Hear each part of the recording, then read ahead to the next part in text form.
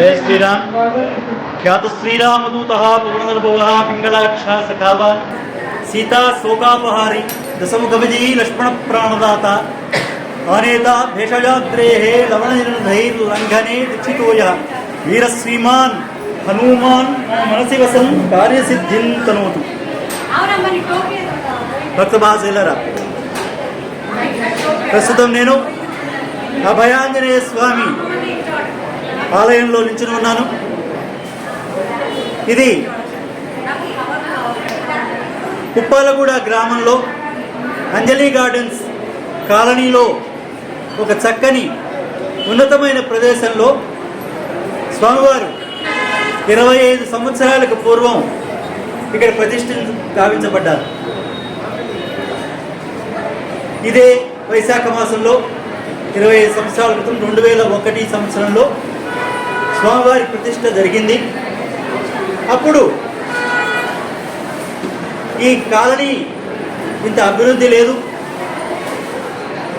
హైదరాబాద్కి చాలా దూరంగా ఒక చిన్న కుగ్రామంగా ఉండే ఈ కాలనీ క్రమక్రమంగా స్వామివారి అనుగ్రహంతో దినదినాభివృద్ధి చెందుతూ ఈరోజు ఒక మహానగరంలో హైదరాబాద్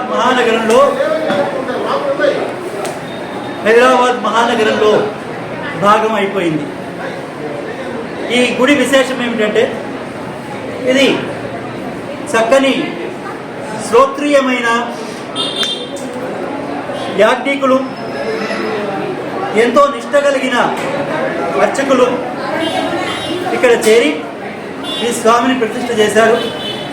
అనునిత్యం కూడా స్వామికి నిత్య ధూప దీప నైవేద్యాలు ఎటువంటి ఆటంకము కలగకుండా, ఈవెన్ కోవిడ్ రోజుల్లో కూడా ఎటువంటి ఆటంకం కలగకుండా చక్కగా పూజలు జరిగాయి. కాబట్టి స్వామివారి అనుగ్రహంతో ఇక్కడ ఎంతోమంది నివాసాలు ఏర్పరచుకున్నారు.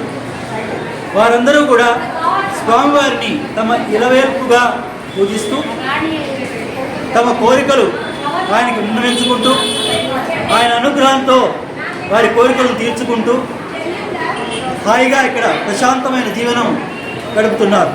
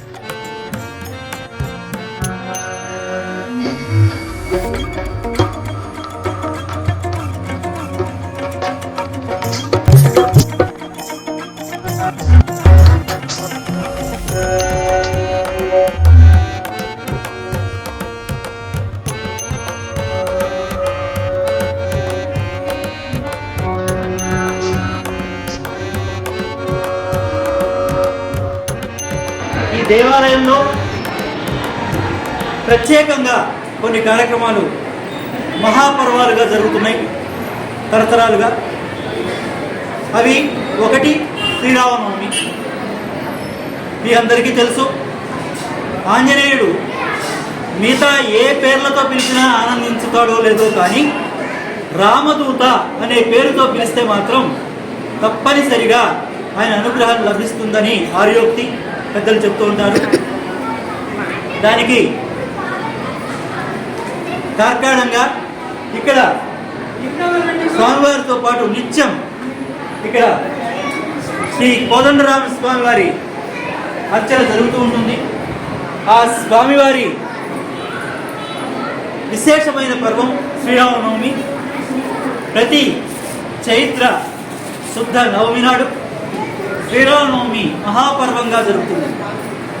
కళ్యాణం ఎంతో వైభవంతో జరగటమే కాదు, కనీసం 1000 మంది చక్కని పెళ్లి భోజనాలు చేసి వెళ్తారు. ఇది మా దేవాలయం ప్రత్యేకత. అంతేకాకుండా హనుమ జయంతి నేటి పర్వదినం వైశాఖ బహుళ దశమి. ఈ నేటి పర్వదినం కూడా స్వామివారి జయంతిని, హనుమ జయంతిని పురస్కరించుకుని విశేషంగా జరుగుతుంది. ఈరోజు కూడా సుప్రభాతం తర్వాత 7 గంటల నుంచి 9 గంటల వరకు స్వామివారికి మంచి సూక్తపూర్వక ఏకాదశ అభిషేకం, ఏకాదశ వారి అభిషేకం జరిగింది. ఆ తరువాత మన్యసూక్తపూర్వకమైన హోమాన్ని చేశారు. ఋత్విక్కులు హోమ ద్రవ్యాన్ని సమర్పిస్తూ అగ్నికి ఆహుతిస్తూ స్వామివారి అనుగ్రహాన్ని భక్తులకి ప్రసాద రూపంలో పంచారు. అలాగే మండల దీక్షతో స్వామివారి భక్తులందరూ కూడా కూడుకుని ముక్త కంఠంతో హనుమాన్ చాలీసా పారాయణ చేశారు. ఇక తీర్థ ప్రసాద మంత్రపుష్ప కార్యక్రమాలన్నీ ఇప్పుడే పూర్తయి స్వామివారిని కాస్త ఊపిరి తీసుకొనిస్తున్నారు భక్తులు. ఇక సాయంత్రం విశేషంగా శోభాయాత్ర చేపట్టాం. ఆ శోభాయాత్రకి ప్రత్యేకంగా ఈ కాలనీ వాసులందరూ కూడా తలొక చేయి వేసి ఒక చక్కని రథాన్ని సిద్ధం చేసుకున్నారు. ఈ కార్యక్రమాలు నిరంతరంగా జరగాలని భక్తులను స్వామి ఎల్లప్పుడూ దీవిస్తూ ఈ కాలనీని, ఈ నగరాన్ని, ఈ విశ్వం అంతటిని ఆయన క్షేమంగా చూడాలని చెప్పి ప్రార్థిస్తూ సెలవు.